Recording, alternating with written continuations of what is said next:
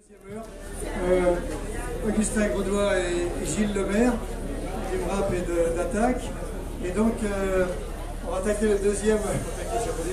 On va aborder le deuxièmement de cette soirée, puisqu'on est toujours sur l'immigration en France, mais avec ses mythes et réalités. Alors, tout le monde n'était peut-être pas là au premièrement. Ce ne sera pas la fin, il y aura toujours à dire encore et après. Ils vont se représenter à nouveau à ceux qui n'étaient pas là à la première mi-temps. En footballistique. Merci. Donc, comme ça vient d'être dit, je suis Augustin Graudois, membre du MRAP, Mouvement contre le racisme et pour l'amitié entre les peuples. Comme ça, c'est mieux? Je répète. Donc, Augustin Graudois, qui est membre, enfin, je suis membre du Mouvement contre le racisme et pour l'amitié entre les peuples, qui, à divers titres, est mobilisé sur la question des migrations, des sans-papiers, etc. Et Gilles Lemaire, qui interviendra avec moi, est membre de Attaque, Association pour la taxation des transactions financières, et l'Action citoyenne, qui, elle aussi, à divers titres et en cohérence avec ses objectifs, intervient sur la question des migrations. Donc, on va pendant... si on a 40 minutes, allons-y. Vous présenter un certain nombre de diapos qui, nous permettront d'introduire le sujet et d'en dégager les grandes lignes. Et puis ensuite, pour le temps qu'il nous restera, qui j'espère sera suffisant, ensemble, nous débattrons de ces questions. Il y a 2 heures maintenant, le premier débat a porté sur, au moins notre présentation sur l'immigration dans le monde. Puis après, le débat a commencé à aborder des questions plus particulières. Cette fois-ci, nous avons focalisé notre sujet sur la question des migrations en France, les mythes qui traînent partout, confrontés aux réalités de fait. Et même si nous ferons quelques échappées indispensables sur la perspective plus large de l'Europe et même du monde. Vas-y. Donc, juste à titre, peut-être pour ceux qui étaient là tout à l'heure, à titre de rappel, mais je voulais rappeler simplement qu'il faut, au niveau des termes et des concepts qu'on manipule, ne pas... il y a besoin, là j'ai développé plus tout à l'heure, d'avoir les idées un peu claires, et en particulier ici, bien faire la distinction sur les termes français, étrangers, immigrés. Le schéma qui est à droite en donne une idée. Il ne faut pas oublier que parmi ce qu'on appelle étrangers, il y a effectivement en France un certain nombre d'étrangers. Il y a là-dedans ceux qui sont nés en France, ils sont en gros au nombre de 550 000, et les étrangers qui sont nés à l'étranger, qui sont au nombre de 3 700 000, au moins c'était les chiffres de 2008, qui sont un peu anciens maintenant, mais les ordres de grandeur demeurent. Les immigrés, quant à eux, il y a effectivement les immigrés en 2008, et ça n'a pas beaucoup changé au niveau des pourcentages, 5 300 000, mais parmi ces immigrés, il y a ceux qui sont nés étrangers à l'étranger et qui sont venus en France et qui le sont toujours, étrangers, d'un jour ils n'ont pas la nationalité française, mais il y a aussi parmi ces étrangers un certain nombre qui sont devenus français, mais qui sont toujours immigrés. Et n'oublions pas que dans la typologie française et dans la typologie internationale, les Français qui sont nés étrangers à l'étranger, mais qui ont acquis la nationalité française, sont toujours, même s'ils sont français, sont toujours des immigrés. Donc les chiffres sont là. Et si on regarde les chiffres globaux par rapport à la population de la France, c'est le petit schéma de gauche. C'était 2012. Sur 65 millions de personnes recensées en France, il y a les nationaux qui sont à 61 millions, donc 94%, et il y a 4 millions d'étrangers qui représentent à peu près entre 6 et 7% de la population. Bon, je ne vais pas détailler jusqu'en bas, mais on voit aussi les différents modes d'acquisition de la nationalité. Pour finalement arriver en bas, on peut le regarder, il y a formellement 5,7 millions d'immigrés en France, sachant qu'un certain nombre de ces immigrés sont français. Qu'est-ce que tu fais là ? La France est un grand pays d'accueil, c'est bien connu. Hein? Ah, là. J'ai un problème. Précédente, vas-y, précédente. Là. Appuie à côté. Appuie à côté. Ah. Que la molette. Que la molette. Voilà. Hop. Ah, la France est un grand pays d'accueil, c'est bien connu, sauf que, comme c'est dit dans le dessin que j'ai remis là, on est aussi une terre de contradiction, ce qui nous permet de dire tout et n'importe quoi sur le sujet, et en particulier d'expulser autant qu'on peut. Tu peux lire la petite? Ah, pardon. Ah, certes, dans la bulle du haut, certes, nous sommes... sommes un grand... Une terre d'asile. Une terre d'asile et un pays d'accueil. J'ai rajouté grand parce qu'on y croit. Hein. Et puis, on voit bien, derrière la porte de la forteresse, les personnes qui veulent entrer qui sont bloquées. Mais nous sommes aussi une terre de contradiction, c'est ce que je disais il y a un instant. Alors, pour situer un peu la situation, là, j'ai remis, ceux qui l'ont vu tout à l'heure, hein, dans les chiffres dans le monde. En 2016, il y avait 244 millions de migrants, qui représentent en gros un peu plus de 3,2% de la population, ce qui est relativement stable hein, dans le siècle dernier. En 1900, on était à peu près au même chiffre. Là-dedans, il y a 65 à 70 millions de réfugiés, c'est pas toujours facile de les compter, et 740 millions de déplacés. La différence pour les déplacés, c'est qu'ils sont déplacés, mais qu'ils peuvent être déplacés à l'intérieur même de leur pays. Donc, on peut pas ils ne sont pas répertoriés comme migrants internationaux. Et en 2013, en France, il y a eu 235 000 entrées, ce qui représente entre 0,3 et 0,4% de la population française, ce qui est, entre nous, complètement ridicule au niveau du pourcentage. Hein. Et le solde migratoire, je tiens beaucoup à ce chiffre, c'est-à-dire quand on fait le compte entre ceux qui sont rentrés, ceux qui sont sortis, puis hélas ceux qui sont décédés, on est à 150 000 personnes, ce qui, pareil, n'est-ce pas, pour un grand pays comme la France, 66 millions d'habitants, c'est un grand envahissement, c'est bien connu. Et alors, si on compare aux autres pays, on se couvre un peu de ridicule quand on prétend que la France est un grand pays d'accueil. Hein, l'OCDE, c'est les chiffres de l'OCDE. En 2011, certes, mais les proportions n'ont pas beaucoup changé. Il faut aller très très loin sur la droite pour trouver le positionnement de la France par rapport à des pays donc de même type, de même niveau de développement, puisque ce sont les pays de l'OCDE, européens ici, qui sont en compte. On est loin même de la Suisse. La guerre que la République tchèque qui est derrière nous. Les immigrés en France. Alors, la situation, elle est la suivante. Les chiffres sont de 2012. Alors, on a à gauche, là-bas, la première population en termes de nationalité, c'est le Portugal. Ensuite viennent le Maroc et l'Algérie, puis le Royaume-Uni, l'Espagne, l'Italie, l'Allemagne, etc. Voilà. Ça veut dire quoi? Ça veut dire qu'en gros, et c'est le camembert qui est à droite, il y a les immigrés en France, il y en a presque la moitié, 46%, qui viennent d'Europe. On a tendance à voir et à entendre partout que les immigrés, ils viennent d'Afrique noire, des pays du Maghreb, de la Syrie, de l'Asie, etc. La réalité, c'est celle-là. Et ceux de l'Europe, on a tendance à les oublier. 30% qui viennent d'Afrique, l'Afrique dans sa totalité, l'Asie, 14% encore, et puis les autres, 10%. Et alors, ceci, c'est intéressant, surtout que nous, en Loire-Atlantique, on est très à l'ouest de la France. Quand on regarde la répartition des populations d'immigrés, c'est le dessin qui est en bas à droite, effectivement, et c'est pas nouveau comme phénomène, et quand on regarde historiquement, ça a un certain nombre de raisons, les populations immigrées les plus nombreuses sont en région parisienne, sur l'est de la France et dans le sud-est. C'est vrai que nous, on est en Loire-Atlantique à moins de 4% de la population qui est immigrée, au sens que j'ai redéfini tout à l'heure.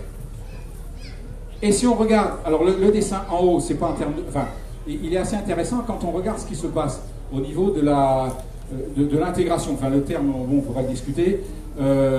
Il y a en France 7,3 millions descendants d'immigrés, dans le sens où leurs parents étaient immigrés. Mais en fait, il y a, quand les deux parents étaient immigrés, c'est 45%, et puis après, un seul des parents immigrés, 55%.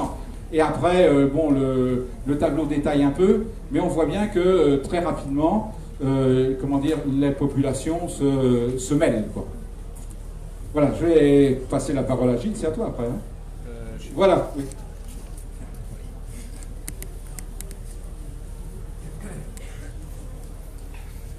Donc, on revient sur... alors là, c'est à partir d'une statistique sur les titres de séjour, mais les motifs qui permettent... Donc, c'est pas tant les motifs de l'immigration, des migrations en elles-mêmes, que les motifs qui ont été pris en compte pour l'obtention des titres de séjour. Alors, pour l'obtention des titres de séjour, la plus grosse part, c'est pour le regroupement familial. Il y a une partie sur les études d'hiver, et pour raisons économiques et pour raisons humanitaires, c'est plus sur le droit d'asile. Là, c'est des chiffres qui sont de 2015. La tendance, c'est qu'au niveau, d'ailleurs, ça se voit déjà, mais c'est que le regroupement familial baisse, et ça s'est, je crois, accentué en 2016, si je ne me trompe pas, et que par contre, pour raisons économiques, ça augmente. Les gouvernements successifs ont toujours dit qu'ils souhaitaient que le regroupement familial ne vienne pas augmenter le nombre de migrants, mais qu'au contraire, ce soit pour des raisons économiques, et pour des raisons économiques bien... Enfin, là, quand on leur accorde des titres de séjour, ça veut dire qu'ils ont un travail. Hein. Ça veut dire qu'ils ont soit une promesse d'embauche, soit déjà un travail. La suivante. Alors, sur les demandes d'asile et de titres de séjour, vous avez encore de nouveau la même... vous avez en fait un peu les mêmes statistiques. Hein. Sauf qu'il y a sur les demandes d'asile, ça c'est important, on l'avait déjà dit dans le premier exposé tout à l'heure, mais c'est le nombre d'acceptations par rapport au nombre de demandes. Donc il y a une augmentation du nombre de demandes, hein, c'est très clair, mais le nombre d'acceptations est quand même encore relativement faible par rapport au nombre de demandes. Hein. C'est, je ne sais pas, de l'ordre d'un quart. Il y a de chiffres quelque part. Demande d'asile, oui. 2016, 42%. Hein. Ah oui, excusez-moi. Je le dis aux autres, mais je ne le fais pas. Alors, les demandes d'asile en Europe, vous voyez la différence entre la France et l'Allemagne. C'est fabuleux. Hein. Mais, donc, il y a des différences aussi qui sont importantes entre 2015 et 2016. Hein. Parce que notamment des pays de l'Est de l'Europe ont diminué en 2016 de manière drastique. Ça doit être, c'est la Roumanie, je crois. Hein. Ouais. Vous voyez, et aussi la Norvège qui a diminué de manière drastique le nombre l'acceptation des demandeurs d'asile. Hein. Mais bon, la France est totalement ridicule par rapport à sa population. Hein. La population allemande, ça doit être de l'ordre de 100 millions d'habitants. La France, 65 millions. Vous voyez le rapport sur les demandeurs d'asile dans les deux pays. Alors ça, c'est encore quelque chose de descriptif sur les migrants et enfants de migrants en France. Donc on a d'une part un camembert là sur la gauche qui montre que le niveau de diplôme des immigrés entrant en France est un niveau de diplôme haut. La plupart des immigrés, quand ils trouvent du travail en France, trouvent du travail qui est bien en dessous de leur qualification. Et ils acceptent du travail bien en dessous de leur qualification. Et vous voyez qu'il y a 63% de migrants ayant le bac ou plus, alors qu'il n'y a que 27% qui n'ont aucun diplôme. Et le phénomène qui est assez remarquable aussi, c'est que il y a quelque chose qui se perpétue hein, quand même. Hein. Il y a une grosse partie des enfants de migrants qui vont avoir du mal à avoir des niveaux de diplôme également. Il y a des exceptions magnifiques, hein. Il y a des carrières magnifiques d'enfants de migrants, mais là c'est sur la masse des migrants hein, et de leurs enfants. Eh bien, je te repasse la parole. Merci. Alors, bon, évidemment, on ne va pas dans le temps qu'on s'est imparti, on va pas faire la totalité. Je pense que le débat tout à l'heure nous permettra de compléter. La question sur l'émigration qualifiée, autrement dit, les personnes qui ont été formées dans leur pays et qui émigrent vers, en gros, enfin le plus souvent, puisqu'on l'a vu, les pays du Nord.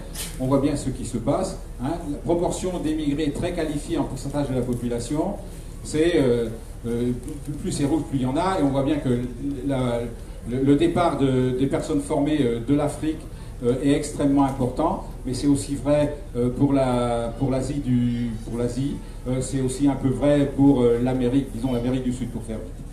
Alors, bon, on pourra en discuter tout à l'heure, mais cette fuite le départ des personnes qualifiées du Sud, c'est assez complexe comme question.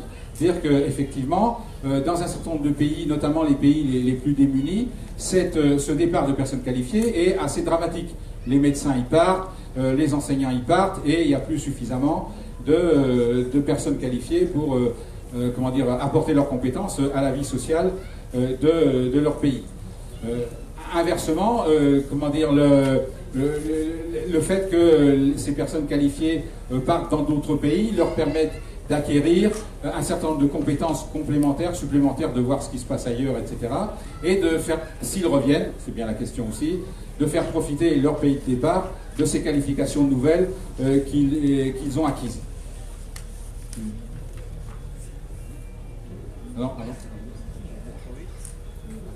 Alors, ils nous ruinent, hein. Ils nous ruinent. En fait, bon, là, cette fois, vous savez, ils nous ruinent, en gros, ils nous coûtent plus cher qu'ils nous rapportent, et c'est nous qui les entretenons. Hein. Ils pillent la sécurité sociale, les allocations familiales, etc., etc. Quand on regarde les choses d'un peu près, et là, tous les économistes sont absolument d'accord, même si les chiffres peuvent varier, globalement, le fait qu'il y ait les immigrés, entre guillemets, rapportent plus au budget social, tout compris les impôts, les cotisations sociales, etc., qu'ils ne coûtent. Ça, c'est des chiffres de ATD Quart Monde qui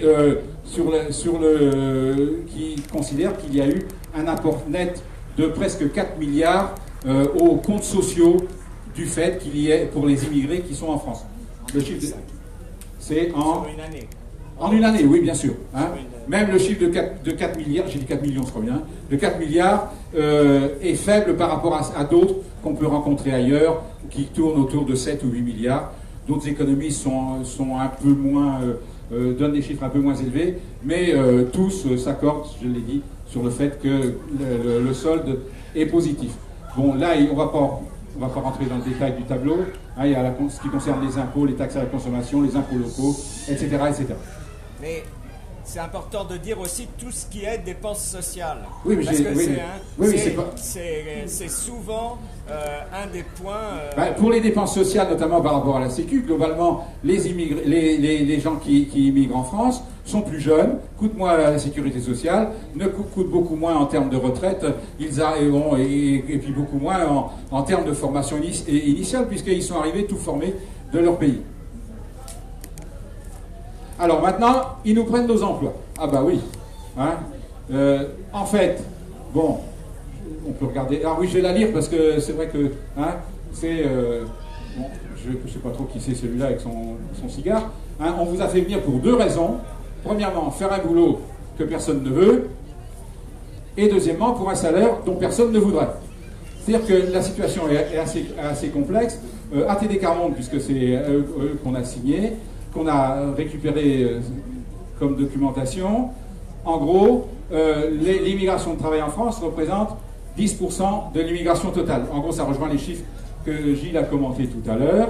Et surtout, globalement, l'OCDE a montré qu'un accroissement de 1% de la part des immigrés dans la population active d'un pays augmente le taux de chômage des natifs de 0,05 points au bout d'un an. Et puis, au bout de 5 ans, ça s'annule. Et là, effectivement, il ne faut pas oublier que les immigrés, ils travaillent, mais qu'ils ont des besoins et que, entre autres, du coup, ils pourvoient, alors pas directement, mais ils pourvoient globalement à la satisfaction des besoins sociaux et humains que eux-mêmes nécessitent. Avec 2 aspects. Hein. La création d'emplois, d'une part, pour répondre à cette... Oui. la création d'emplois d'une part pour répondre à ces consommations supplémentaires amenées par cette population, mais aussi le fait qu'ils prennent des travaux qui, la plupart du temps, restent sans personne pour les prendre. Hein.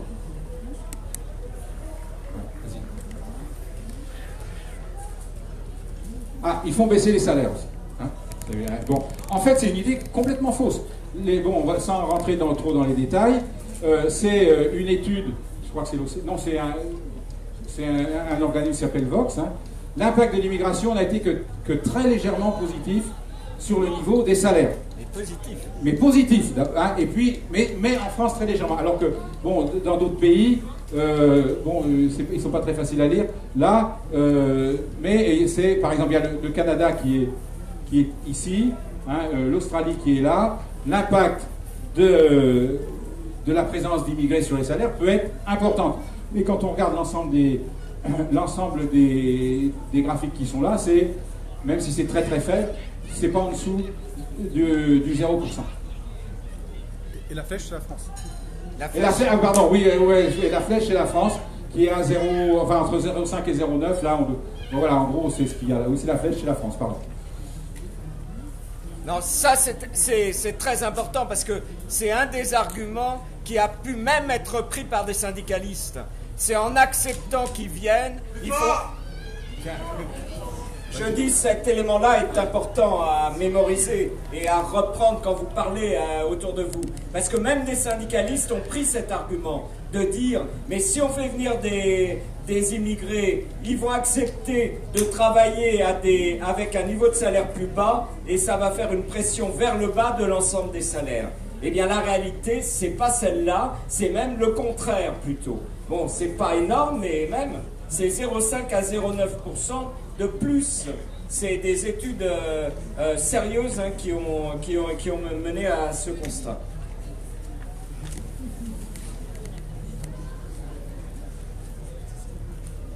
C'est à toi. Ah bon? Ah bah, je monopolise la parole. Ils prennent nos emplois, ils font baisser les salaires. Allez. Les frontières sont des passoires. Allez, on enchaîne. Bon, mais non, mais je le vois pas. Avance. Ah, Si. Alors, bon, c'est une question qu'on a un peu abordée tout à l'heure, mais bon, on va y revenir très rapidement. C'est bien connu, les frontières sont des passoires, ils rentrent chez nous comme ils veulent, etc. Alors, on l'a un peu abordé en début d'après-midi, mais effectivement, il suffit de rappeler Calais, pour le moins qu'on puisse dire que c'est pas une passoire. Les mises en CAO ou en CAMI, donc EMI, c'est pour les mineurs isolés, hein, ce qu'on appelle maintenant les mineurs non accompagnés. Le système d'expulsion qui passe par les CRA, donc les centres de rétention administrative, et la délivrance, si j'ose dire, d'obligation de quitter le territoire français. La mise en place de murs, alors c'est vrai, peut-être pas au niveau de la France, encore qu'il en existe à Calais, et que 20 000, on n'en est pas loin. La poursuite des personnes qui se sont solidarisées avec les migrants. Le renforcement législatif, qui est soit directement français, c'est le code d'entrée et de séjour des demandeurs d'asile en France, et puis le règlement de Dublin, on en est rendu au numéro 3, sur lequel on pourra revenir. Et n'oublions pas que Frontex, c'est un corps européen de garde-frontières et de garde-côtes, qui fait, c'est le moins qu'on puisse dire, la police aux frontières de l'Europe, donc indirectement, enfin, ou directement même, aux frontières de la France, et dont le principal objectif, c'est de repousser ces gueux de migrants le plus loin possible de nos frontières, au risque qu'ils se noient en Méditerranée ou qu'ils meurent dans le désert saharien.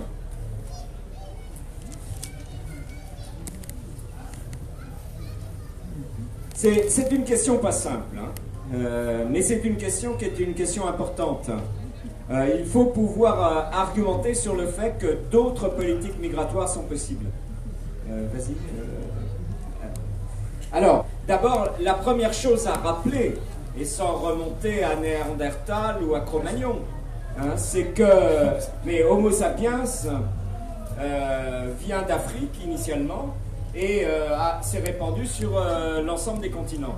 Ce phénomène de migration est un phénomène qui a en permanence existé dans l'histoire humaine. Les humains bougent, les peuples bougent, et d'ailleurs la France, qui était pendant tout un temps à l'ouest vraiment de l'Europe s'est trouvé alimenté par des peuples divers qui sont venus constituer la population française d'aujourd'hui. Donc, avoir en tête que ce phénomène migratoire est un phénomène humain incontournable, et là je ne parle même pas des causes. On a parlé des causes de migration, on va peut-être y revenir, je ne me rappelle plus, dans l'exposé, mais les causes en plus peuvent accentuer ce phénomène. Mais ce phénomène en lui-même est un phénomène positif. L'humanité s'est toujours renforcée de l'ensemble de ces mélanges. D'ailleurs, un des mots d'ordre des manifestations de Genève en 83, c'était « c'est le mélange qui fait avancer les mobylettes ».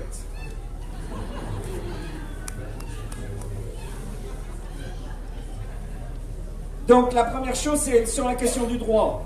Il faut sur la question du droit être beaucoup plus ouvert. Donc ouvrir les lois légales, élargir les critères, arrêter avec...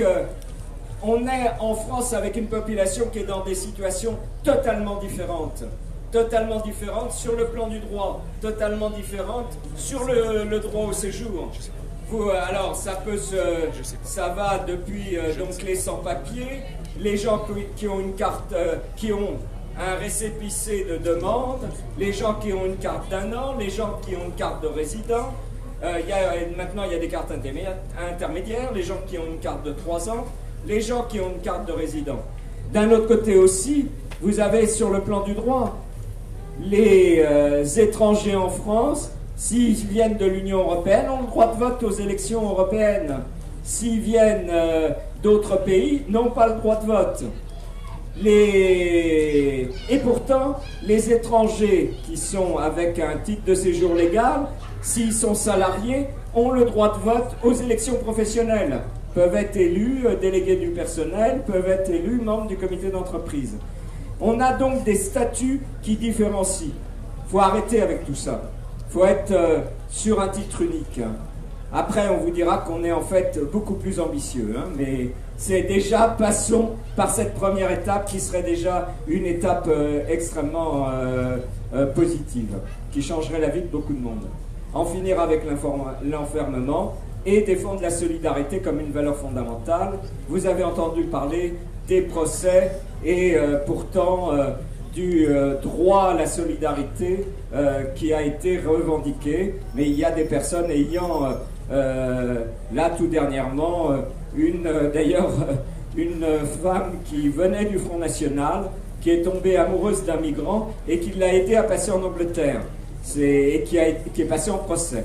Heureusement, en procès, elle a été condamnée qu'à une peine tout à fait symbolique. Mais c'est pas normal que ces gens-là soient condamnés.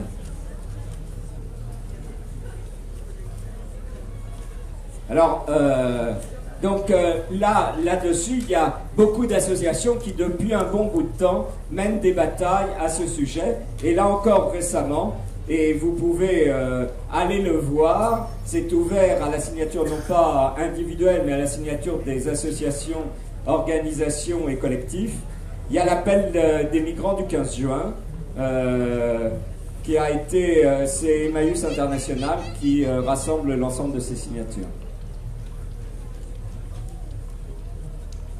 On a en même temps, quand on réclame le droit à la liberté de circulation et à la liberté d'installation, à cette ouverture totale des frontières qui est quand même l'objectif qui est le plus humain, l'objectif qui est le plus valable. Il ne faut pas oublier à ce moment-là qu'on a le droit aussi de pouvoir vivre dignement dans le pays où on est né. Et que toutes les politiques coloniales, puis néocoloniales, les politiques de la Banque mondiale, qui a obligé les pays du Sud à des politiques de rétablissement de leur... de paiement de la dette, de rétablissement de leurs finances, etc., mais qui ont entraîné des catastrophes sur le plan de l'agriculture des pays du Sud, avec le fait de leur dire « mais faites des cultures d'exportation, comme ça vous aurez des capitaux, avec ces capitaux vous achèterez du riz, vous achèterez du blé et vous nourrirez vos populations et en même temps vous rembourserez la dette ». Sauf que quand il y a des mouvements erratiques sur le cours du blé et sur le cours du riz, ce qui s'est passé au moment de la crise des subprimes en 2003, parce que cette crise des subprimes, qui était une crise du secteur immobilier des États-Unis, a eu un effet d'entraînement sur l'ensemble des marchés et a entraîné des tas de capitaux qui étaient sur le marché de l'immobilier, sur le marché de ces fonds communs de placement mobilier, les a entraînés sur le fond des marchés, sur le fond de l'ensemble des produits agricoles. Et comme c'est la bourse de Chicago qui en fait fixe le prix des échanges, tous les pays du Sud se sont retrouvés à avoir énormément de difficultés à acheter pour nourrir leur population. Et qu'est-ce qui s'est passé? Parce qu'en fait, ça a eu aussi comme conséquence la transformation des campagnes africaines avec une concentration dans les villes et des gens complètement dépendants des gouvernements pour se nourrir. Et cette montée des matières premières a entraîné l'impossibilité donc de les nourrir. Et vous avez eu, si vous vous en rappelez, une révolution à Haïti. Vous avez eu des grandes manifestations en Égypte, des grandes manifestations en Asie, des grandes manifestations en Afrique subsaharienne. Donc il est nécessaire aussi de réclamer, en même temps qu'on réclame le droit à la liberté de circulation et d'installation, de réclamer le droit au développement des pays du Sud, le droit à vivre dignement dans son pays d'origine, le droit d'aller se balader ailleurs si on en a envie, mais le droit aussi de vivre dignement dans son pays d'origine. C'est important de mettre les deux objectifs en avant. Alors oui, vous avez vu sur la précédente, les APE, c'est tous ces accords, tous ces traités qui ont été imposés aux pays, notamment aux pays africains, ça a complètement cassé les agricultures vivrières et traditionnelles africaines.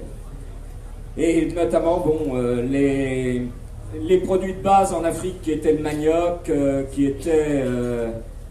j'ai les noms qui m'échappent là pour l'instant, ont été remplacés par le riz, mais avec une importation, avec énormément d'importation de riz, ou l'importation de poulets qui venaient des fois de Bretagne, mais qui étaient des poulets de l'élevage industriel, et qui avaient circulé dans des conditions peut-être encore en frigo, mais quand ils arrivaient sur les marchés là-bas, ils étaient moins chers que les poulets encore qui venaient du Sénégal, par exemple, sur le marché de Dakar. Mais par contre, on vendait des poulets qui étaient décongelés et qui étaient dans des conditions sanitaires plus que limites.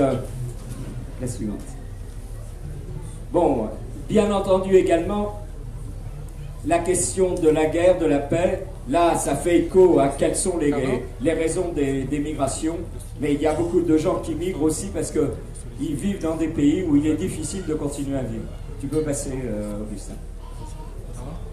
La suivante. Donc, on en revient à cet objectif, cette volonté. Dans la Déclaration universelle des droits de l'homme, il y a cette phrase qui dit que toute personne a le droit de circuler librement, de choisir sa résidence à l'intérieur d'un État. Toute personne a le droit de quitter tout pays, y compris le sien, et de revenir dans son pays. Ça, c'est la liberté de circulation. C'est pas encore la liberté d'installation, parce qu'il n'est pas dit que toute personne a le droit de s'installer dans n'importe quel pays. Mais c'est déjà quelque chose qui n'est pas respecté. La liberté de circulation pour un Européen blanc ayant son passeport, etc., est assez générale dans le monde. Par contre, si vous êtes migrant en France et que vous essayez d'aller dans des tas de pays, là vous allez avoir besoin de visa, ça va être extrêmement compliqué. Donc cette liberté de circulation qui est dans la Déclaration universelle des droits de l'homme n'est pas respectée aujourd'hui. Et la liberté d'installation n'y est pas encore. C'est donc quelque chose qui est quelque chose d'essentiel pour vivre dans un monde qui soit un monde sans frontières. Oui, tu avances. Là, bon, donc là c'est la fin. C'est le dernier. Oui, le dernier. Bon. Donc là on a fait je ne sais pas si vous avez entendu parler du tribunal Roussel, qui avait fait le procès de guerre coloniale, qui a fait un certain nombre de procès internationaux avec des juristes internationaux. Et ce tribunal est continué, il s'appelle maintenant le tribunal permanent des peuples, et est en train de tenir des sessions sur la question de l'immigration. Et il y aura une session qui aura lieu en France en janvier, et qui va donner publiquement ses résultats lors d'un forum de l'immigration et de la tricontinentale, parce qu'il y a l'idée de faire le lien entre toute cette histoire anti-impérialiste qui vient de loin, qui vient jusqu'à l'altermondialisme aujourd'hui, et la question des migrations. Et c'est ce forum qui s'appelle le Forum Moussen de l'immigration et de la tricontinentale, est organisé par des associations de migrants, enfin de migrants ou de fils de migrants. C'est organisé notamment par l'ATMF, l'Association des travailleurs maghrébins de France, et par le Forum des quartiers populaires et de l'immigration. Et donc là, si certains veulent plus d'informations, mais j'en ai pas beaucoup, mais j'ai une vingtaine de papiers à ce sujet. Donc vous venez me voir à la fin. Donc bon, je sais pas, tu veux dire quelque chose peut-être? Non. Débat. Il y a un débat. Dans le débat. Oui, donc maintenant il y a le débat bien entendu, parce que là on vous a asséné pas mal de choses. Je suis sûr qu'il y a beaucoup de réactions. Et donc là il y a un micro-baladeur.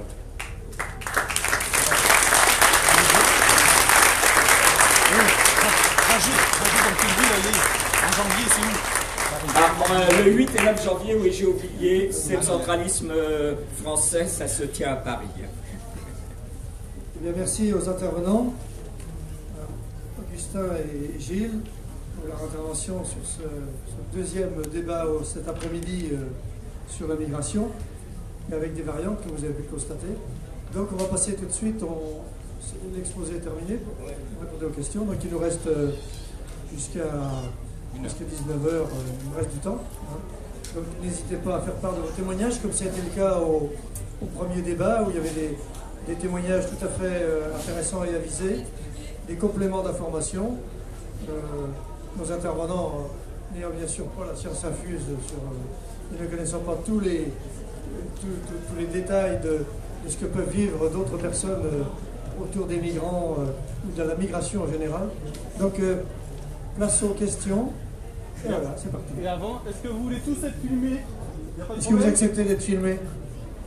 Enfin, que les plus beaux. C'est bon? Les plus belles. Vous pouvez refuser au dernier moment.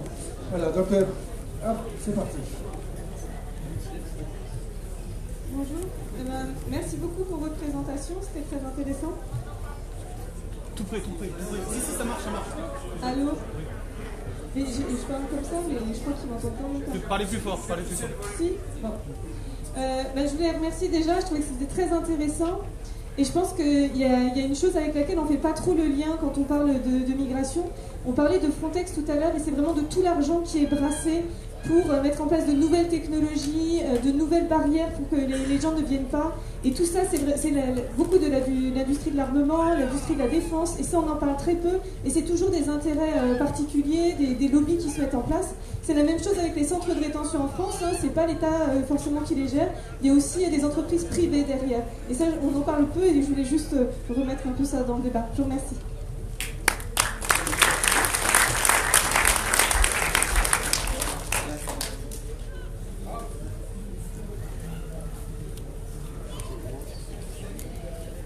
Vous vous levez? Bonjour, merci beaucoup. Moi, je voulais juste dire quelque chose, et je pense que ça n'a pas été dit, ou alors j'ai pas entendu, c'était la mise en place des visas.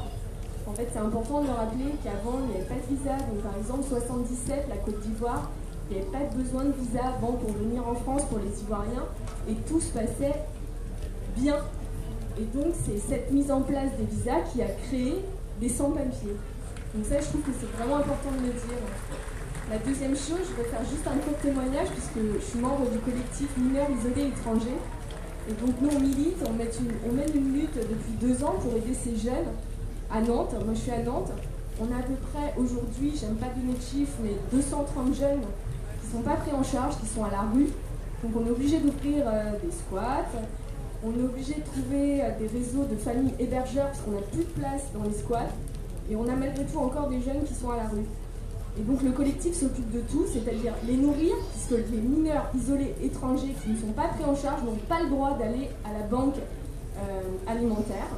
Donc ça nous coûte à peu près 7 000 € par an. pour pouvoir les nourrir.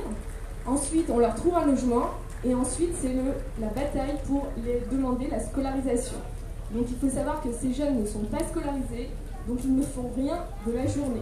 Donc on a dû créer aussi des écoles alternatives.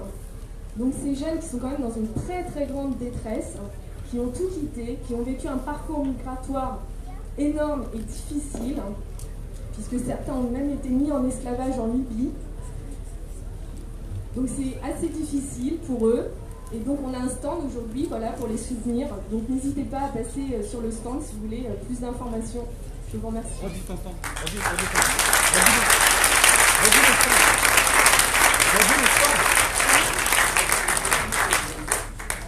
J'ai dit, vous pouvez passer au stand. Donc c'est le stand des migrants qui est à côté du stand d'ensemble, entre le stand d'ensemble et le stand de la France insoumise. Voilà, exactement. Il y a des petits papiers sur le collectif des migrants et surtout le collectif des mineurs isolés étrangers. N'hésitez pas, on a besoin de vous. Merci.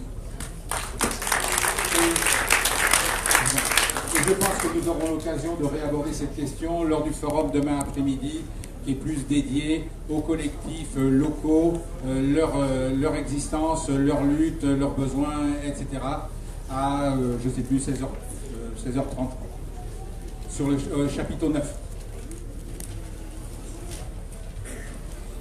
Bonjour, je me permets d'informer pour une pétition que je fais tourner au nom du squat de la poterie à Rennes.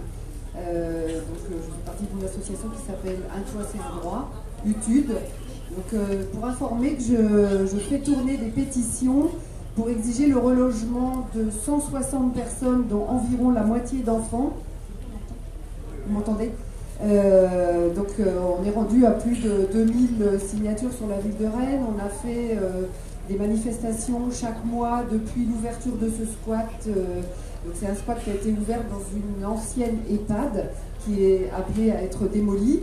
Et donc il y a eu un COMODA, personne ne connaissait le nom, c'est une signature, un engagement entre la ville de Rennes, 40 associations qui se sont investies dans ce squat. Troisième là, et le groupe La Mode qui est le propriétaire de ce lieu-là. Et il y a eu une signature d'un COMODA qui stipulait la sortie des gens le lundi 17 juillet. C'est-à-dire que là on est à moins 10 jours, où 160 personnes vont être mises à la porte et il n'y a pas de solution pour plus de 100 personnes, on va dire. Je ne sais plus si j'ai dit que sur les 160 personnes, il y a au moins la moitié d'enfants. Donc il y a eu des actions, par exemple la semaine prochaine, il y a un baptême républicain de fait à la mairie de Rennes pour 7 à 8 enfants, 8 bébés qui sont nés cette année dans le squat, qui vont être, c'est tout à fait symbolique, hein, mais soutenus par un certain nombre de gens, dont des élus de la ville de Rennes aussi. Et donc je informais que je fais tourner ces pétitions. Il y en a une qui tourne et je fais tourner 2 autres. Là, j'ai 2 stylos pour les 3 papiers. Merci si vous avez envie d'essayer.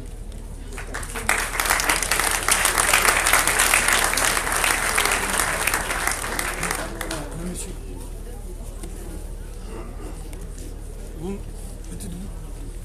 Nous savons que le problème de l'immigration est l'argument de base de certains partis politiques qui grandissent en France, notamment en faisant penser que les immigrés prennent nos emplois et créent, l'appauvrissement général. Donc il me semble qu'il serait très important que cet exposé que vous venez de faire puisse être reproduit partout. Est-ce qu'il y a un endroit sur Internet ou quoi où ils seront avec celui du début d'après-midi sur le site de la CIPA. Merci. Sans doute d'autres, mais certainement sur celui de la CIPA.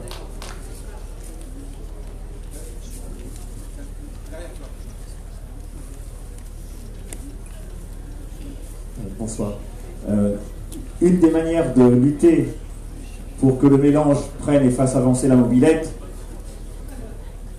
pour moi, en tant que comédien, je suis comédien, c'est de donner la parole aux migrants pour les faire reconnaître non pas comme des demandeurs, mais comme des donneurs. Et ce qu'ils savent donner, c'est en particulier la poésie. Chacun d'entre nous est porteur de poésie chaque jour. Devant votre miroir, vous êtes un poète quand vous vous peignez le matin. Si quelquefois on peut emmener cette poésie sur la scène, c'est ce qu'on fera demain à 13h sur le chapiteau numéro 2. Un certain nombre de migrants que j'ai recrutés dans les centres d'alphabétisation de la ville de Laval, après leur avoir fait connaître l'existence d'un texte qui date de 2500 ans, un texte d'Eschyle. Les historiens disent que c'est le plus vieux texte écrit dans l'histoire de l'écriture théâtrale, s'appelle Les Suppliantes. J'ai proposé à ces migrants de le dire dans leur langue, accompagné avec des voix françaises. C'est ça que vous verrez demain si vous me faites l'honneur de venir à 13h. Mais ce que je voulais dire surtout, c'est que le tribunal permanent des peuples que je vois sous les yeux là-bas commence par la reconnaissance humaine. Et quand je dis humaine, je veux dire l'âme humaine. Voilà, c'est le plaidoyer que je fais et je n'ai pas d'autres moyens. On héberge beaucoup de gens, les migrants qui travaillent avec moi, dorment tous, la moitié dort au 115, une autre partie dort à la rue. Et nous, en tant qu'artistes, on est confrontés à la réalité, c'est-à-dire on ne peut pas leur dire venez faire de la poésie avec nous, mais rentrez dans votre caveau pour manger, rien du tout. Donc on est confronté jusqu'au bout à tous les problèmes sociaux, hein, de donner à manger, donner un toit. Et là, on est totalement démunis, nous, en tant que comédiens. On fait appel à toutes les associations que les squats dont vous venez de parler. Il n'y en a pas à Laval, malheureusement. Et je lance un appel aux gens qui travaillent sur la notion du logement des migrants. Je veux bien les rencontrer quelqu'un tout à l'heure qui veut m'expliquer comment on peut monter un droit au logement pour les migrants à Laval. Merci.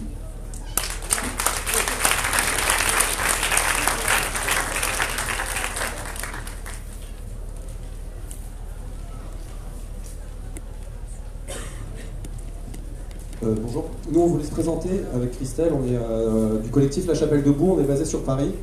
Donc juste pour vous présenter un peu notre action, nous on lutte essentiellement contre les politiques racistes et d'exclusion des migrants sur Paris, notamment sur les camps, dans les centres de rétention et contre les expulsions. Donc ce qu'on fait essentiellement en ce moment par exemple, c'est d'intervenir sur les aéroports au moment où il y a des expulsions, parce qu'il faut savoir que l'État français, depuis le nouveau gouvernement, a recommencé les expulsions des Afghans directement vers Kaboul, après l'accord que l'Europe a passé avec le gouvernement afghan en octobre dernier. Donc du coup voilà, on fait ça essentiellement. Donc pour l'instant on a réussi à empêcher toutes les déportations d'Afghans. Eux-mêmes ont réussi à se mobiliser dans les aéroports quand on n'était pas là et quand on était là. Et on va aussi beaucoup en centre de rétention pour les rencontrer et pour voir comment est-ce qu'on peut lutter ensemble. Et dernièrement aussi sur les camps, parce qu'il y a eu une évacuation hier matin. Donc voilà, on fait cette annonce parce que du coup on voulait savoir s'il y avait d'autres collectifs qui voulaient nous rencontrer à Paris ou ailleurs, pour voir si on peut aussi se coordonner un peu sur ces trucs-là, parce qu'il y a beaucoup de personnes qui arrivent dans les centres de rétention et qui ne sont pas issus de Paris, notamment la plupart des Afghans qui sont actuellement déportés viennent de Calais. Et donc par exemple on est en contact avec les legal teams de sur place, etc., qui nous préviennent de l'arrivée de personnes qui ont été arrêtées parce qu'ils sont au courant. Et voilà, et de discuter aussi sur des modalités d'action. Nous on peut aussi transmettre notre expérience en aéroport ou en centre de rétention. Voilà. Merci.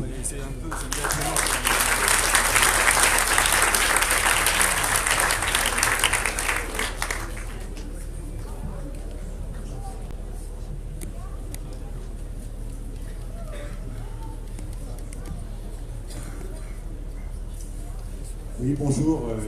Je vous présente la G contre toutes les expulsions de Caen. Donc on connaît la même situation par rapport aux mineurs qu'à Nantes, hein, qui était très intéressant. Donc je ne vais pas m'étendre dessus. Actuellement sur Caen, on a la frontière avec l'Angleterre, donc on a un point de passage à Ouistreham. Donc on gère 7 squats et on héberge 300 personnes environ. Donc on assure plus ou moins bien la logistique. Bon, c'est pas toujours facile. Au mois de janvier, on a organisé une coordination nationale de tous les collectifs qui militent en faveur des personnes migrantes. Donc, on serait intéressé par... si personne ne peut le faire le mois de septembre, on représentera notre candidature, on essaiera de dynamiser ça. Ça serait intéressant qu'une autre ville se positionne. Voilà, donc même sur Caen, en fait, il y a beaucoup d'initiatives. Il y a beaucoup de bénévoles, de personnes de tous horizons qui se mobilisent, mais on a beaucoup de mal à communiquer. Et toutes les semaines, il y a des réunions avec les parents d'élèves, avec les paroisses, avec des militants libertaires. Il faut qu'on se coordonne beaucoup plus, parce que c'est vrai qu'on est dans l'après-Calais, et la situation des personnes migrantes qui sont hébergées actuellement en CAO dans les CADA, quand elles vont sortir de leur procédure, il y a tout un travail à faire, il faut qu'on se mobilise. Comme la question n'est pas du tout structurelle, mais elle est conjoncturelle, on a du travail et du pain sur la planche pour tous. Merci.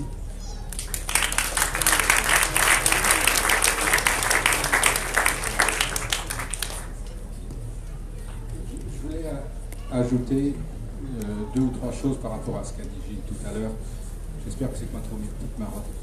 La première, c'était sur les visas. Je pense qu'il faut bien qu'on ait conscience que les visas, c'est un outil, un moyen pour l'État, c'est un outil, un moyen pour l'État pour poursuivre ses politiques. Et c'est pas étonnant qu'en 77, c'est-à-dire après la fermeture de l'immigration de travail qui venait du Mali, disons d'Afrique du Nord, l'État a mis en place et utilisé cet outil de visa. Je dirais même, pour faire un raccourci historique, comme il a mis en place au début du 19e siècle la carte d'identité pour contrôler les populations. Et après, ça lui permet de mettre en place ces politiques une fois que ces populations sont contrôlées. Deuxième chose que je voudrais dire, parce que c'est moi qui ai pris cette partie tout à l'heure, sur les idées fausses. Il faut que nous-mêmes, engagés d'une manière ou d'une autre, chacun dans ce qu'il peut faire à sa place et en fonction des circonstances locales, se défaire d'un certain nombre d'idées fausses. Gilles ne l'a pas suffisamment, ne l'a pas souligné, mais la nécessité de faire cesser, je dirais, alors pour faire bref, rapide, le pillage impérialiste des pays du Sud par les pays du Nord, et donc d'ainsi permettre un développement réel des pays du Sud. Le développement réel des pays du Sud, ça n'est pas un moyen, il faut le savoir, de faire baisser l'émigration. Au contraire, toutes les expériences qui ont été étudiées, enfin tous les faits qui ont été étudiés par les divers spécialistes, sociologues, politologues, spécialistes des relations internationales, le développement d'un pays, au moins au début, entraîne, ils l'ont constaté, une augmentation des migrations. Ça veut dire quoi ça? Ça veut dire qu'il faut qu'on pense autrement, y compris les relations internationales, et ça revient du coup à la question de la liberté de circulation, parce que Gilles l'a commenté tout à l'heure, la Déclaration universelle des droits de l'homme, enfin l'article 13, contient un certain nombre de choses sur la liberté de circulation, mais c'est un texte juridique, c'est-à-dire il faut regarder ce qu'il dit et surtout ce qu'il ne dit pas, notamment sur la question de l'installation. Et si une personne habite dans un État, rien ne dit qu'un autre État ait une quelconque obligation de l'accueillir. Et je pense que la politique qu'il faut qu'on mette en place, sur laquelle il faut se battre, elle est à 3 niveaux. Donc un peu ce niveau d'horizon, la liberté de circulation, parce qu'enfin, quelqu'un l'a évoqué tout à l'heure, il est parfaitement scandaleux, inadmissible, inégalitaire de savoir que les habitants des pays du Nord, quels qu'ils soient, ou les élites des pays du Sud, peuvent circuler dans quasiment tous les pays du monde. Si je ne me trompe pas, c'est Catherine Vitol de Vadel qui fait un schéma dans un de ses derniers ouvrages. Les Finlandais, pour un déplacement de moins de 3 mois, ils peuvent se rendre sans visa dans 173 pays. Et je vous rappelle qu'à l'ONU, ils doivent être 193. D'accord ? Alors que les Afghans, à l'autre bout de la chaîne, ils doivent, si j'ai bonne mémoire, pouvoir se déplacer dans les mêmes conditions dans une trentaine de pays. D'une part. D'autre part, on sait bien qu'il y a des tas d'instances internationales qui se battent pour obtenir la liberté de circulation des capitaux, mais surtout pas celle des humains. Ça aussi, c'est un problème qu'il ne faut pas oublier dans ce débat sur la liberté de circulation.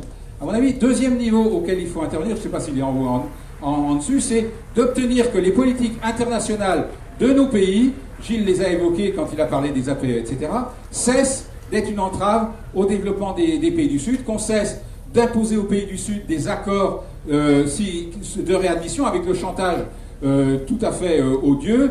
On va vous filer du fric, vous en avez besoin, on le sait bien, et bon, pour des raisons diverses et variées, on sait qu'il y a un certain nombre de pays qui en ont besoin, mais à condition, soit que vous nous aidiez à à bloquer sur votre territoire pour qu'ils ne viennent pas jusque chez nous en Europe les migrants qui arriveraient d'ailleurs, ou bien que vous acceptiez de reprendre sur votre territoire tous ceux qu'on va vous renvoyer.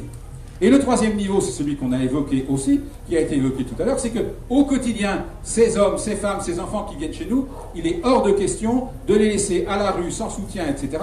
Donc il faut mettre en place, Gilles l'a évoqué, une politique, une vraie politique d'accueil et non pas une politique de rejet des migrants.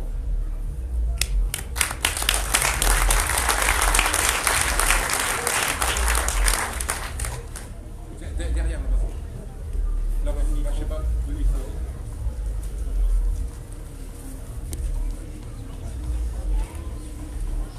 Oui, bonjour. Moi, je suis donc élu à la ville de Nantes, mais minoritaire dans une majorité. Et effectivement, je pense qu'il faut effectivement qu'on fasse pression sur l'État pour qu'il prenne en compte les questions que vous posez très bien d'ailleurs. Mais également, on pense qu'au niveau local, les municipalités ont la possibilité d'agir. Par exemple, Damien Carène à Grande-Synthe l'a montré, qu'il était possible effectivement d'imposer des choses à l'État, mais en prenant des responsabilités. Moi, ce qui m'intéresserait bien, parce qu'on est en rapport donc avec les collectifs, les associations, j'ai vu qu'il y avait une personne qui est intervenue là, sur la question des mineurs isolés.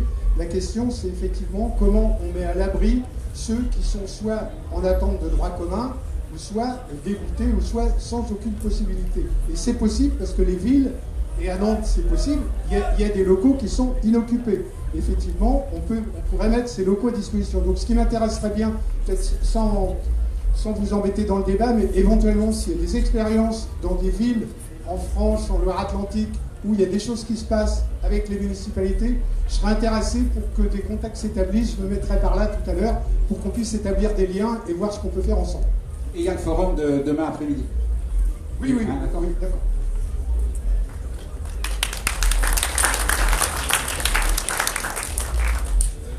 Là, il y a un autre gardien. Là, madame a demandé. Ah non? Vous avez demandé avant? Ah bon, bah c'est là.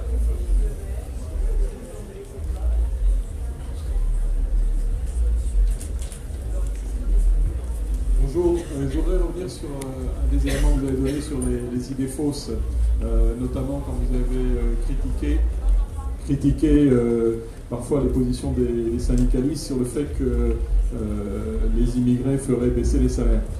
Moi, je ne conteste pas les chiffres que vous avez donnés. Je veux juste dire que c'est notre État, notre administration qui crée une partie du problème et qui légitime l'expression de certains syndicalistes. Par mon métier depuis 25 ans, je fréquente les syndicalistes. Il y a des professions, on les connaît, ça ne veut pas dire les employeurs, certains employeurs dans la restauration, dans le bâtiment, profitent du fait que les gens sont sans papier pour les faire bosser sans les déclarer. Et quand on fait bosser quelqu'un sans le déclarer, effectivement, ça justifie que les syndicalistes, à ce moment-là, fassent le constat que c'est une main-d'œuvre moins chère. Seulement, pourquoi il y a cette main-d'œuvre moins chère qui est mise à disposition de certains employeurs pas scrupuleux? C'est parce que notre administration crée les sans-papiers. Il y a une des premières choses, moi je m'attendais à ce que vous le réclamiez dans le tableau de l'immigration en France. Pourquoi les dizaines de milliers de personnes qui demandent le droit d'asile à l'OFPRA, pourquoi on leur interdit de bosser pendant tout le long parcours du combattant qui va durer des mois et des mois et des mois, où ils vont recevoir une allocation ridicule et donc ils sont à la charge de notre pays, alors qu'il y en a un certain nombre, comme vous l'avez expliqué, qui ont un niveau de qualification, qui de toute façon ont une famille, qui sont prêts à bosser, et qui, à partir du moment où on leur interdit de bosser, où la préfecture leur refuse cette autorisation de travail, sont la proie pour certains de certains employeurs qui les font bosser sans les déclarer. Donc, et pareil pour les dizaines de milliers de déboutés. C'est pas parce que sur un plan légal, à un moment donné, l'OFPRA et puis tous les recours a dit non, on ne vous reconnaît pas la qualité de demandeur d'asile. On sait bien qu'ils ne vont pas repartir dans la semaine. Ils restent dans notre pays. Ils restent dans notre pays et notre État, notre administration leur interdit de bosser avec les fameux OQTF, enfin tous les trucs dont vous avez parlé. Mais il faudrait qu'on sorte un peu, enfin qu'on sorte. Moi, je pense que c'est un aspect qui manquait dans votre présentation, pour lequel je vous remercie aussi, mais qui est que il n'y a pas que les aspects légal, illégal, les poursuites, les expulsions, les cras. Il y a aussi tout simplement le fait que des gens sont chez nous, ils ont ou ils n'ont pas une famille, mais ils ont besoin de manger, ils ont besoin de bosser, et en leur interdisant de bosser, on en fait la proie de gens qui sont des malhonnêtes, et de fait, effectivement, ils pèsent sur les salaires dans certains boulots.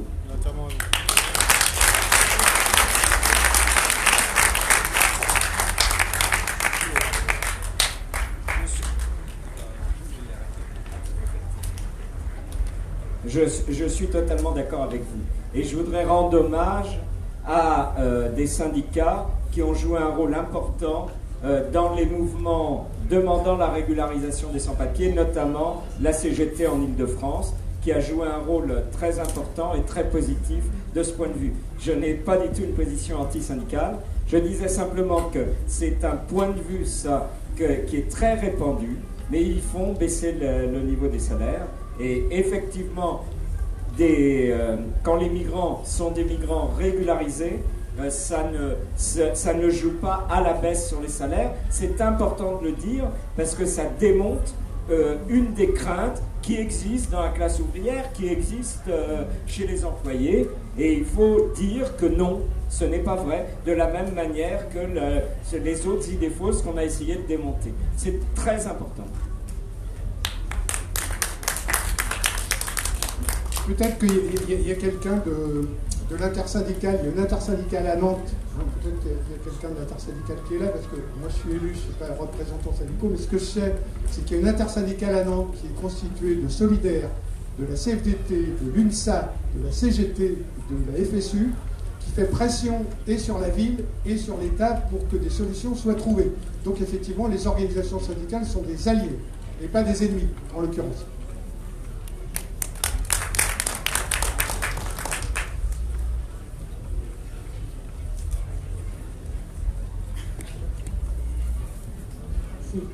Je voudrais rappeler aussi l'apport important des avocats et des avocates dans ce combat pour la régularisation de tous les sans-papiers.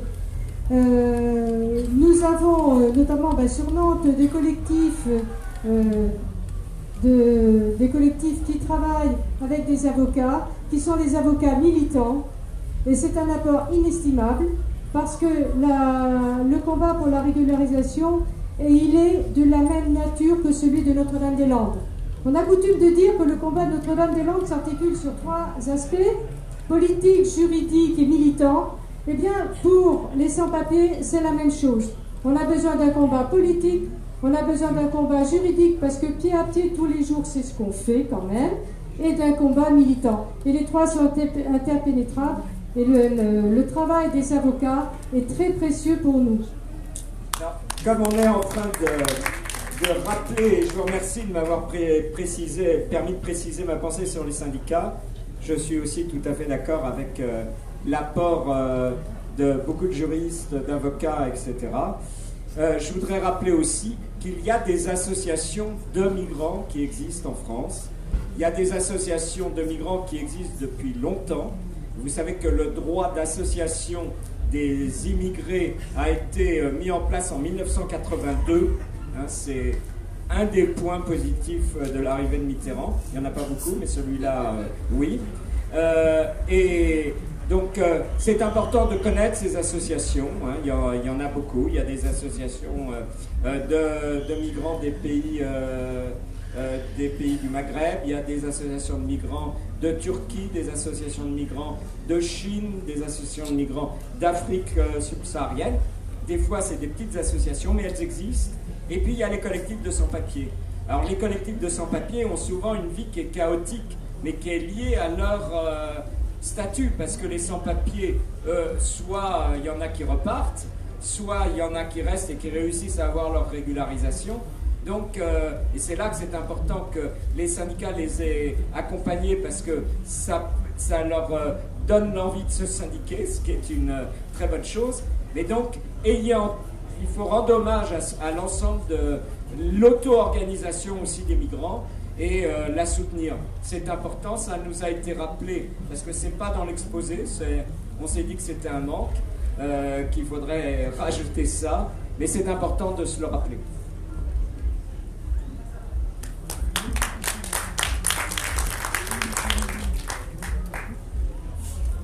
Une question ?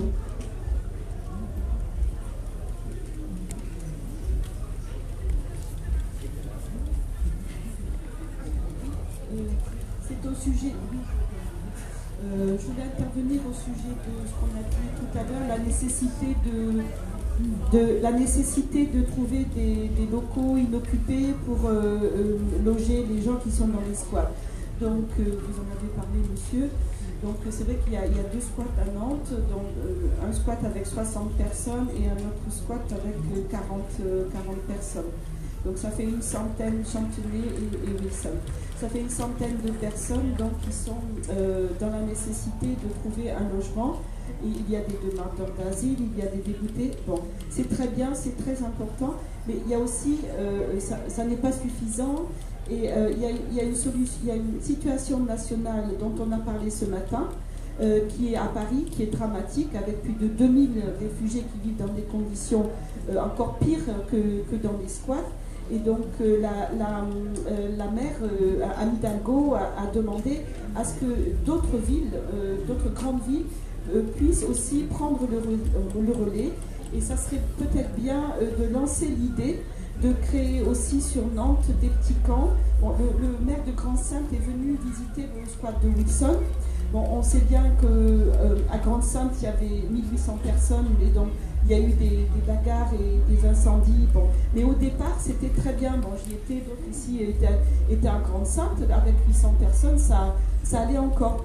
Donc le maire de Grande-Synthe est venu pour nous dire qu'en fait, il faut créer des petits camps de, je ne sais pas combien, mais je pense des unités de 300, 400 personnes. Et actuellement, sur Nantes, on n'en parle pas du tout. On parle beaucoup du logement. On ne parle pas de la situation parisienne, de la Chapelle, de la situation nationale. Donc ça serait bien qu'on avance assez rapidement, parce qu'il y a une grande urgence sur l'idée de créer des petits camps sur Nantes, et d'avoir aussi cette demande par rapport à la mairie. Je pense que c'est pas impossible. Ça s'est fait avec le gouvernement, la mairie à Grande-Synthe, et puis aussi c'était Médecins sans frontières, si je ne me trompe pas. Voilà, donc les petits chalets, c'est 2000 €, ça a été financé aussi par ces organisations. Ça me paraît important et urgent de ne pas seulement chercher à vouloir seulement reloger les personnes. Je les soutiens, hein. Il y en a qui ont... C'est la preuve, hein. Donc je suis moi-même, j'interviens dans le squat, hein, il n'y a pas de souci, mais ce n'est pas suffisant. Il faut dépasser l'idée de vouloir... Parce qu'on en est, donc j'ai envie de le dire, hein, on en est, les squats en sont à rejeter des gens qui arrivent, quoi. Hein. Il y a des gens qui arrivent de Paris, hein, donc j'ai eu un exemple récemment, là, il y a 15 jours, des réfugiés qui arrivent de Paris, qui ne savent pas où aller, qui vont au squat, et les squatteurs lui disent bah, tu pars parce que nous on est trop nombreux. On en est là. Donc il faut vraiment dépasser cette idée de reloger. Il faut ça, hein, mais l'idée de camp, de petits camps, et ça c'est urgent. Voilà, c'est ce que je voulais dire et insister. J'espère pas avoir dit de bêtises, vous pouvez me critiquer, il n'y a pas de souci. Je suis désolée, mais personnellement, je suis un petit peu choquée. Enfin, je veux dire, on est en France, quoi. On a plein de logements vides. On ne va pas commencer à créer des camps partout. Hein. C'est une atteinte à la dignité des gens. C'est pas contre. C'est juste, on a des logements vides. On essaye à Nantes de faire des réquisitions. À chaque fois, on est viré. On tient juste une nuit. Quand on y arrive, on tient 1 an. Après, on est viré. Les jeunes, que ce soit les jeunes ou des adultes, ils sont dans des conditions, c'est pas normal. Ensuite, j'ai 10 ans en Afrique derrière moi. J'ai travaillé dans des camps de réfugiés. J'ai travaillé dans des camps où il y a 100 000 personnes qu'on arrive à gérer sans problème. Mais nous, en France, on n'arrive pas à créer, on n'arrive pas à gérer. Il faut arrêter. Faut arrêter.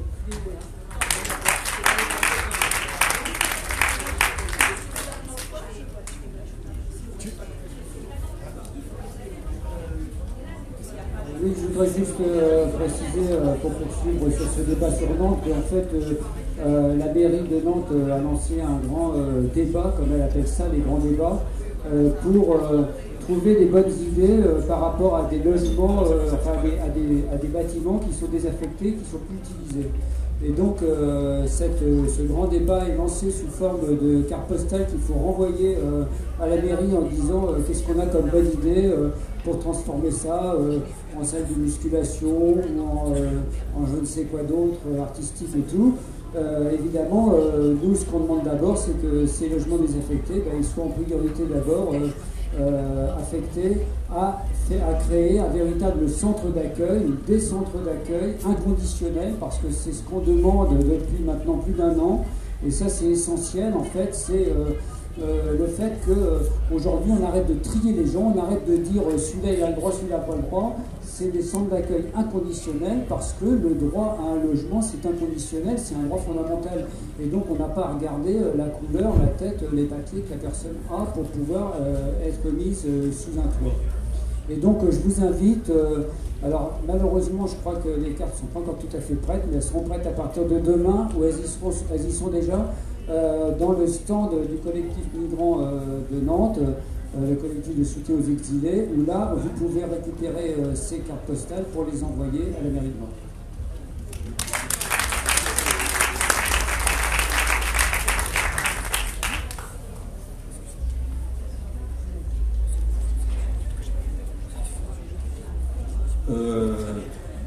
Moi j'habite sur Rennes. Je voudrais intervenir par rapport au monsieur qui avait parlé tout à l'heure, qui a dit de donner la parole aux migrants pour qu'ils exposent peut-être à travers la poésie ou le théâtre leurs problèmes. Je crois que c'est l'une des meilleures solutions, évidemment. Il y a un problème cruel auquel les migrants sont confrontés, surtout à l'OFPRA. Mais nous ne pouvons pas être le problème et être en même temps nos propres avocats. Il faut que nous passions par des personnes interposées pour que nos problèmes soient exposés auprès des personnes qui sont censées gérer nos problèmes. J'ai lu tout récemment la réponse d'un ami qui venait de l'OFPRA à Paris, qui ne parle pas le français, et lors de son audition, au lieu qu'ils prennent un Guinéen qui comprend la langue du monsieur, ils ont pris un Malien qui n'est pas Bambara. Et si un Bambara malien comprend le Malinké guinéen, un Guinéen malinké comprend le Djoula ivoirien, ils ont pris un Malien qui ne parle ni Malinké ni Soussou, mais une autre langue, qui a dit à l'officier qu'il comprend la langue malinké. Alors, le monsieur, il a un vrai problème dans le pays, et bien l'OFPRA lui a donné une réponse négative. Et quand j'ai lu les questions qui lui ont été posées là-bas, je me suis dit, ben, tu ne peux pas donner les réponses à ces questions-là, c'est des réponses qui sont là, comme si ce n'était pas toi qui avais parlé. Il dit, ben oui, c'est lui qui avait parlé. J'ai dit, ben qui était ton interprète? Il a dit que c'est un Malien. Vous voyez? Donc c'est vraiment... Et puis, des gens partent avec le moral très bas, parce que tu pars, je vais échouer, et quand j'échoue, c'est vraiment c'est la merde qui commence pour moi, il y a ça dans la tête. On te met face, qu'on dise ou non, un Africain qui vient de l'autre côté de l'Afrique, au bout de l'Afrique, qui se voit en face d'un blanc qui n'était pas habitué en Afrique de parler devant la masse, dans un bureau fermé, devant une machine, on lui dit que tout ce que tu vas dire sera enregistré. Il va se sentir un peu en prison, il aura une sorte de père à lui qui ne va pas lui permettre d'exposer clairement son problème. Alors il y a tous ces problèmes, même n'avons pas l'opportunité de les exprimer, de les dire, parce que même les manifestations, je crois, vous les constatez souvent, vous ne voyez pas les Noirs, les migrants souvent, avec vous, parce que nous avons peur, ils nous intimident. Et bien, si tu sors et que la police met main sur toi, c'est fou, tu es foutu. La situation n'est pas encore régulée et puis tu te crées d'autres problèmes. Alors, on est obligé de rester où nous sommes, en prenant notre mal en patience, en mal et en patience, et laisser peut-être la nature faire ce qu'elle veut, mais il y a beaucoup qui ont des sérieux problèmes qui font qu'ils ont quitté leur pays. Moi qui vous parle par exemple, moi j'ai fini l'université dans mon pays, j'avais bac plus 4, j'ai fini en 2015, et un mois après, j'ai été appelé pour un test à Orange Guinée. Orange est une société de téléphonie. Nous avons été 15 candidats, j'ai été présélectionné parmi les 5, et j'ai été retenu. Et bien, il y a eu un problème, j'ai quitté le pays. Alors, pour juste la belle vue en Europe, ou bien pour le don de la France, je ne pouvais pas laisser cette chance qui s'était offerte à moi J'allais travailler dans un bureau climatisé derrière une machine, avoir beaucoup plus d'expérience professionnelle, avoir aussi beaucoup de relations. Et bien j'ai laissé ça, je suis venu en Algérie travailler. J'ai fait des travaux qui ne demandaient rien d'intellectuel, mais plutôt de la force physique, pendant environ 10 mois. Et je tenais à rester là-bas jusqu'à ce que les choses se stabilisent dans mon pays comme je le souhaite. Mais malheureusement, eux aussi, ils ont commencé à expulser les Noirs africains vers leurs pays respectifs par cette crainte. Je me suis retrouvé en France. Donc, c'est juste résumer mon histoire. Et bien, si je ne suis pas capable d'exposer ou d'expliquer comme il faut mon problème devant l'officier qui m'auditionne à l'OFPRA, et pourtant réellement j'ai des problèmes, eh bien, il me met à la porte et je me retrouve dans la vraie merde. Donc, vous qui vous battez pour des personnes comme moi, ou des personnes qui sont sans papier, franchement, moi je vous félicite, je vous encourage. Et si c'est possible, vous allez mettre ça dans le thème que vous allez choisir pour vos acteurs, pour que l'OFPRA comprenne que les interprètes qui doivent prendre pour les Guinéens, qu'ils soient des gens qui comprennent la langue ou bien les langues locales de notre pays. Ou bien les interprètes qui prennent pour les Ivoiriens, que ce soit des gens qui comprennent la langue effectivement de ces pays. Je vous remercie.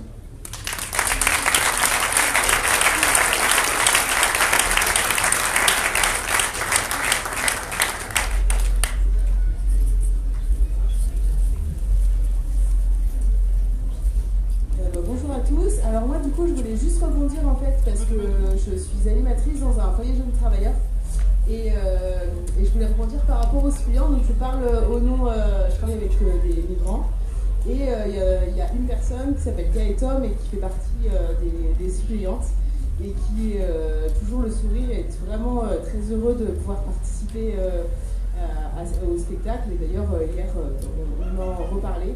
Et donc c'est très très intéressant ce que vous disiez, mais alors moi j'ai plutôt le côté, on va dire, plutôt sympa parce que la plupart des migrants qui arrivent au foyer jeunes travailleurs, donc ils ont leur papier. Donc moi j'ai plus ce côté-là et ils ont vraiment beaucoup de choses à apprendre. Moi je travaille sur le vivre ensemble et ils sont vraiment dans l'intégration. Donc par exemple sur les suppliantes. Là, on a un champion d'échecs. Enfin, j'avais vraiment envie de parler pour eux. Et souvent, ils passent à l'OFPRA. Et c'est vrai que tous les collègues, on a un peu le cœur serré parce que c'est quelque chose qui est très, très, très compliqué. Enfin, je te comprends, en fait, sur ce que tu disais, parce que les remarques que tu as eues, en fait, on les a aussi en rentre dedans en remarques. Donc voilà, c'était juste pour parler des jeunes migrants qui eux, sincères, qui sont solidaires aussi envers leurs amis qui c'est très très compliqué pour avoir leur papier, mais voilà, c'était juste pour parler d'eux.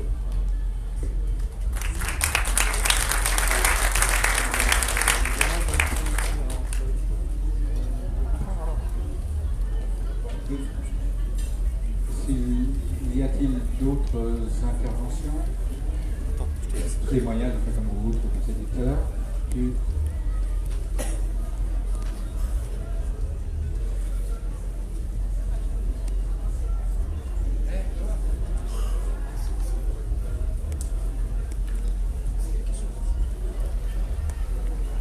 Bonsoir, je m'appelle Khadija Sangaré, j'ai 17 ans, je suis mineur isolé, mais grâce à l'aide des associations à Nice, j'ai une famille qui m'héberge et je vais à l'école comme les enfants de mon âge, quoi. Je tiens à vous dire merci à tous ceux qui tiennent le bras ouvert envers un mineur isolé. Parce que c'est pas facile du tout d'être mineur isolé, sans famille, dans un pays où tu connais pas la culture, tu connais rien de la vie de ce pays-là, quoi. Du coup, moi je tiens à vous dire merci.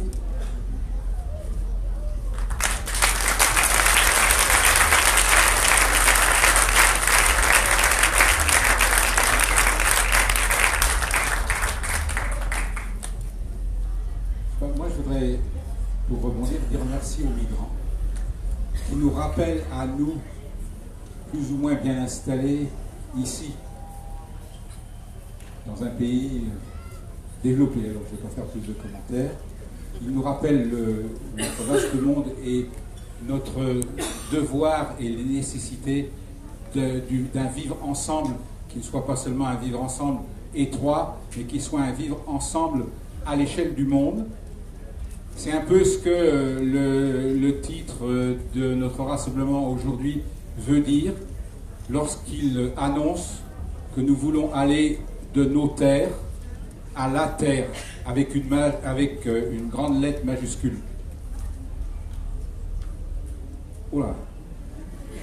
C'est puissant ce que tu viens de dire. Ouais, hein, donc, je suis moi-même impressionné par votre silence. Bon, je sais pas. Alors, bon, on va pas.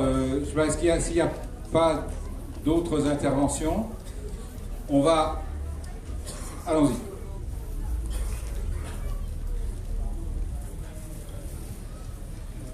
Faut que tu le redises après. Faut que je le redise après. C'est trop puissant. Oui, c'est juste pour vous donner une petite info.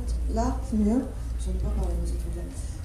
Une petite info très locale. En fait, notre nécropole vient de récupérer plein de sous de l'ANRU pour un truc qui s'appelle le PIA Jeunesse, Projet Investissement Avenir, machin. Donc si jamais parmi vous il y a des assos qui se sentiraient de monter un dossier de subvention, machin, il faut rendre la réponse avant le 29 septembre. Moi j'ai l'info, je sais pas comment faire. Donc venez me voir et puis je vous envoie un mail. C'est quelle ville? Il y a plein de sous à récupérer, je sais bien que ça fait pas tout, mais voilà. Quelle ville elle a dit? C'est quelle ville? Merci. N'hésitez pas à demander la parole, puisqu'il nous reste un petit quart d'heure. Très bien. C'est bien qu'il y a un peu de fatigue. En soirée, on est chaud. Hein. C'était fort intéressant. Après, on va migrer vers les bars. Vous avez chaud. Ah, pardon. Bon, je vais me permettre de parler de gens qui ne sont pas là, mais comme je sais qu'ils n'interviendront pas non plus demain dans le forum qui est prévu, je voudrais parler de ce qui s'est passé à Saint-Brévin, puisque le thème aujourd'hui c'était mythes et les idées fausses. À Saint-Brévin, dans l'année 2016, ont été annoncées l'ouverture d'un, on ne savait pas trop quoi, mais genre centre d'accueil et d'orientation. Donc 70 migrants qui devaient arriver, je crois.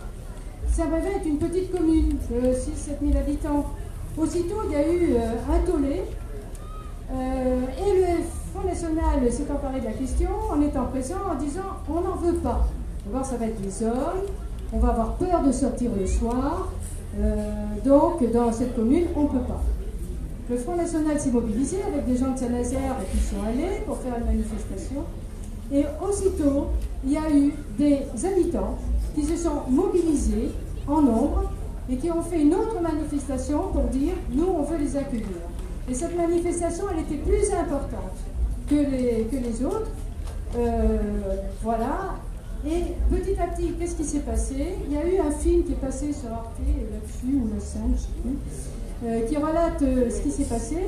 Donc dans ce film, on interviewe des gens qui disent ben là, des migrants, moi j'en veux pas à côté de chez moi. Moi j'arrive de Paris, je viens d'arriver à Saint-Brévin, mais moi je ne veux pas qu'il y ait d'autres gens qui viennent d'ailleurs, qui habitent aussi à Saint-Brévin. C'est d'ailleurs un peu étrange. Autour de l'accueil donc les personnes qui sont mobilisées pour la manif ont fait un vrai accueil pour ces migrants, ont voulu participer. Et là, les associations gestionnaires ont dû les intégrer parce que c'est pas partout le cas, c'est vrai. Ils ont organisé des activités, et notamment il y avait un entraîneur qui a organisé des matchs de foot. Ils ont fait une vraie équipe de foot, ce dont je suis très passionnée d'ailleurs. Enfin, bref, ils ont fait du sport, des activités, ils ont vraiment fait des matchs en se déplaçant à Saint-Nazaire. L'entraîneur leur a trouvé des tenues. Il y a tout. Et autour de ça, il y a des tas d'activités, l'apprentissage de la langue, parce qu'on n'en a pas parlé. Quand même, le gros problème des migrants qui arrivent actuellement, c'est quand même le problème de la langue. Et là-dessus, il n'y a pas assez d'efforts de fait pour eux.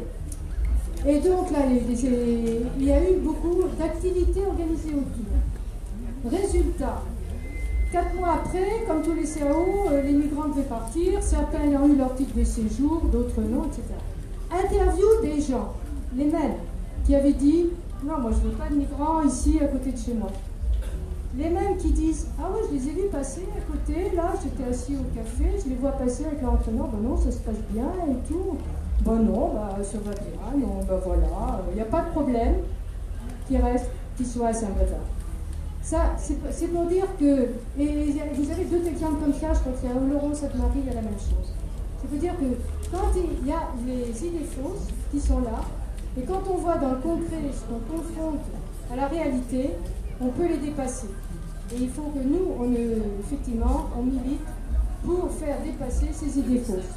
C'était un peu le sujet du forum.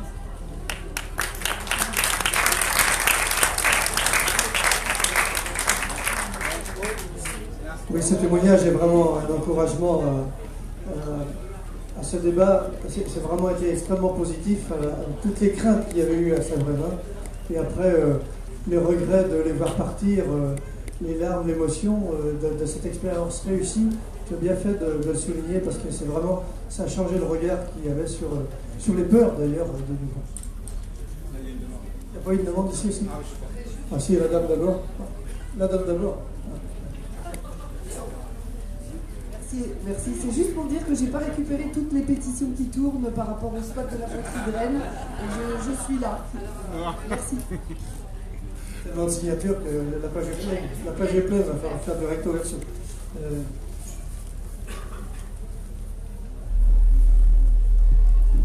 Bon, moi j'ai un témoignage qui va dans le même sens que ce qui a été dit sur Saint-Brévin, une petite commune du Finistère Sud, très bien, où un CAO a été créé donc pour accueillir une trentaine de migrants.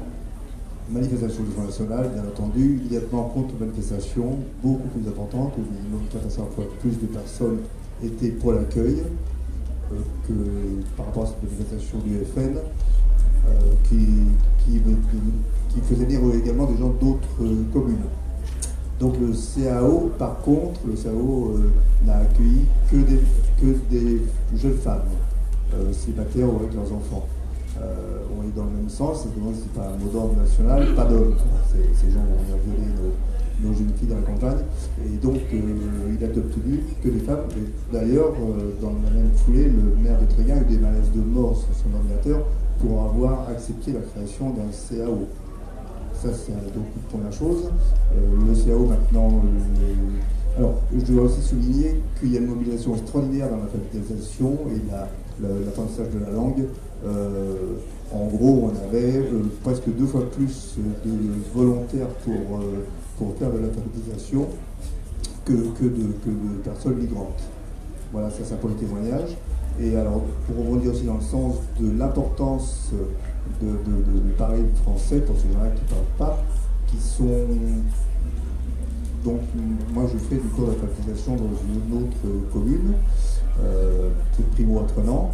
Donc, des gens arrivent, ne parlent pas un seul mot de français. Heureusement, ils parlent un peu d'arabe, souvent, parce que c'est des Soudanais, des Érythréens, des Somaliens, des Afghans. Ils parlent aussi anglais,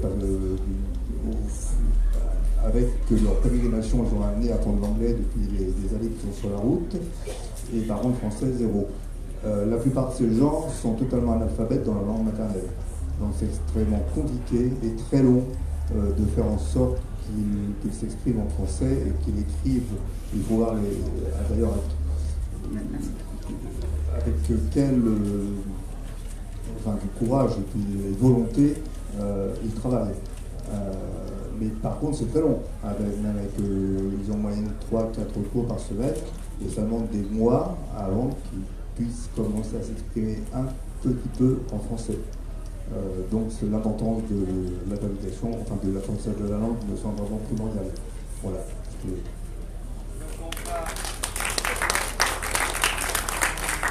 On va conclure ce forum.